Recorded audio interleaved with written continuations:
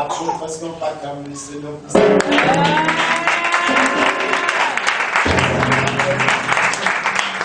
Tout en parlant que je vis Sénégal, le Seigneur m'a dit, mais non, tu n'as pas parlé dans le moment de toi. Alléluia. Amen. Le thème qui nous réunit est du néant au relèvement. Alléluia. Amen. Ici, c'est une prière.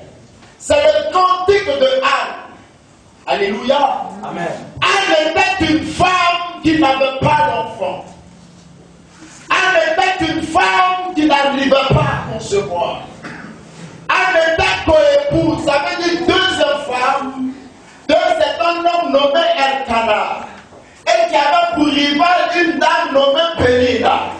Et la Bible dit que Anne était toujours sujet de raillerie de la part de sa rivale. Et Anne n'arrivait pas à comprendre la situation qui l'arrivait. Anne était dans une situation de néant. Anne était dans une situation de pauvreté. Anne était dans une situation de calomnie. Anne était dans une situation de moquerie. Anne était dans une situation de stérilité. Anne était dans une situation de prière inexaucée. Anne était dans une situation de rêve inaccompli. Bien-aimé dans le Seigneur, nous avons aussi eu des filles comme semblables à celle de Anne, où nous avons eu des situations pour lesquelles nous avons prié, nous n'avons pas eu d'espoir, nous n'avons pas eu de réponse. Nous avons eu à frapper à plusieurs portes et ces portes ne se sont pas ouvertes. Nous avons eu à demander et nous n'avons pas reçu. Nous avons eu à gêner, à fléchir les genoux, mais aucune réponse nous est parvenue de là-haut des cieux. Mais ce soir, je suis venu te parler du Dieu du relèvement, du Dieu qui est capable de prendre une situation de néant pour apporter le relèvement.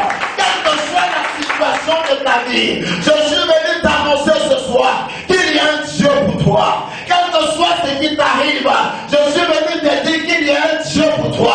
Il y a le Dieu qui prend le pot de la poussière et il le lave, le nettoie et le fait asseoir parmi les draps. Il y a le Dieu qui prie Joseph du puits, le déposa en Égypte et de l'Égypte, il le conduisit chez Potiphar.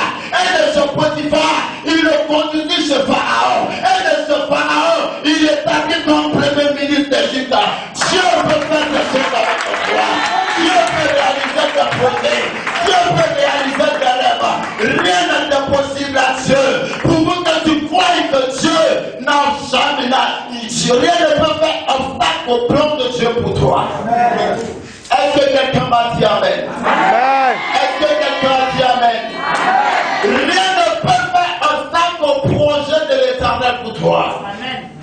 Ce que sa bouche a dit, sa main l'accomplit.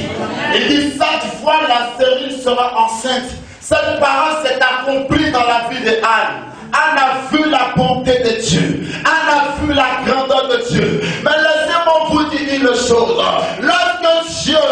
Lorsque Dieu décide de faire quelque chose, rien et personne ne peut stopper l'action de Dieu pour toi. Amen. Alléluia. Amen. Rien ne peut freiner le plan de Dieu pour toi. Amen. Les ennemis de Joseph trouvaient qu'il n'était pas bon que Joseph reste dans le puits.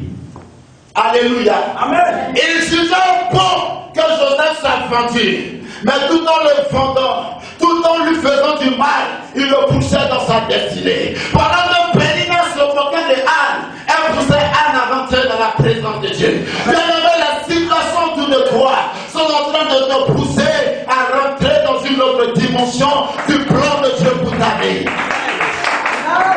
Alléluia. Amen. Le lait ne peut pas sortir sans la pression des mamelles de la vache. Amen. Dis, pressez-moi encore. Pressez-moi encore. Attaquez-moi encore. Attaquez-moi encore. Combattez-moi encore.